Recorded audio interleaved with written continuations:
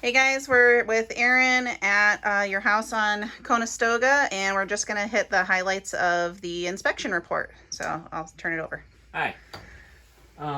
So as far as kind of overall condition, just to give you guys that right out, this is going to be a better house. It's in better condition. The roof is new. Um, Needs a little bit of work on the siding and trims outside. We'll go look at that here in a second. Um, a lot of the windows have been changed. HVAC is 13 on both the furnace and water heater. Furnace and air conditioner, excuse me. Water heater is 20 years old. So as far as plumbing, I really didn't have any major significant issues today. And then as far as the furnace, don't see a recent service tag present. Okay. There's a leak at the condensate drain down here. That's easily fixable. Do have some exposed wiring at the laundry room down here. So normally that is put into conduit or covered up with drywall. Not a major deal. It's higher up, at least right here, so it's out of reach of kids. There is one spot over there that's a little bit lower, but that's easily fixable. Basement, they do have some efflorescence right here, which typically means that there's been some low grading. So that has been wet, kind of at the laundry room right here. It is dry today, as well as there's some moisture stains across the right and the right front in the laundry room. Those are dry. They look like old stains.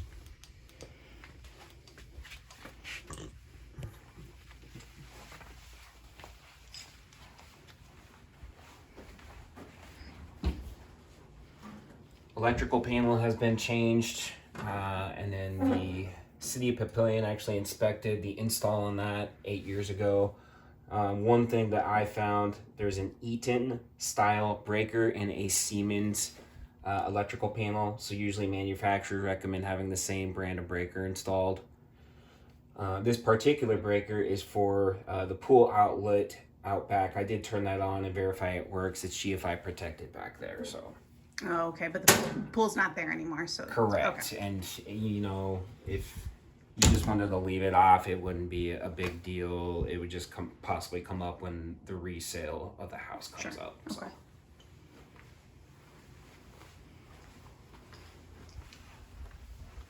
Beyond that, smoke detectors and CO detectors on each level all operated. A couple moisture, we'll call them patches, or repainted areas in the living room and the family room. All those tested dry after running all the plumbing today.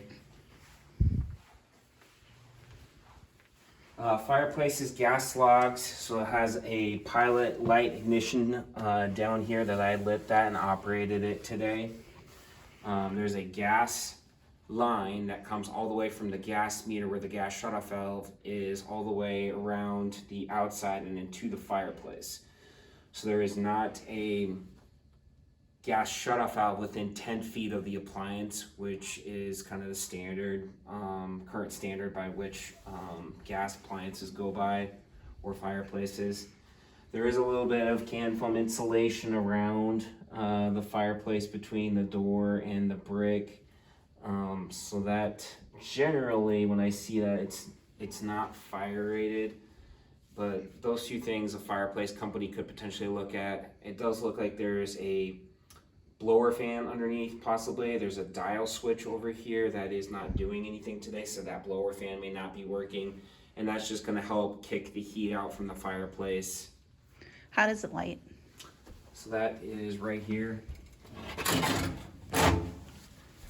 So there's a pilot right here. You switch it over to the pilot and you push in, and then there's the ignition button over here. Okay, cool. And then once you light it, it has a you turn the dial switch over to on, and then to on off is where you just light it right there with that button. Cool.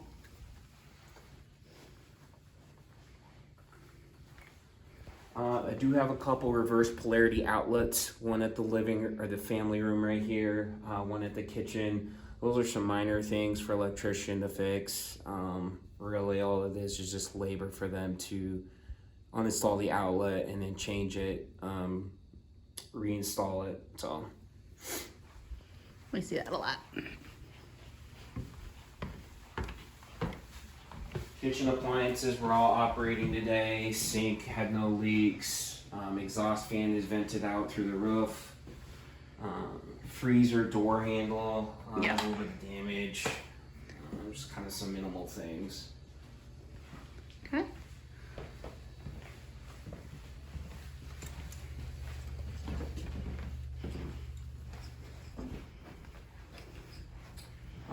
Living room and the family room, generally there are switched outlets in these tri-levels. I am operating the switches on both walls, and there is not a outlet that's losing power and then regaining it, Okay. like with the switch outlet when you plug a lamp into. So they might have been incorrectly installed. And again, that's just some minor things an electrician can take a look at. Kind of some other things will be in the report. It talks about the attic, how there's some condensation that's occurring on the roofing nails. There's a humidifier downstairs that may be attributing to that. That may be turned too far up with the setting, so then excessive humidity gets into the attic. They added some insulation in the attic, and some of that, it goes clear out to where it's touching the roof sheathing. So some of the baffles got removed, and those allow airflow, a gap between the sheathing and the insulation to allow airflow to keep the attic cool, to keep it dry as well. As far as like the bathrooms, do they vent into the attic as well? One of them does, the hallway bathroom does. I cannot see where the master bathroom goes to. Okay. So just something to keep note of too, that your hot air is going up in there.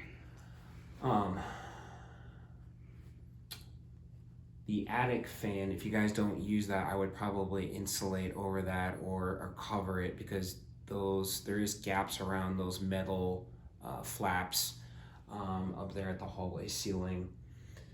Both the hall bathroom and the master bathroom fans are noisy. The master bathroom fan actually, I'll just go up there real quick because he's not here. I'm gonna pause it and do one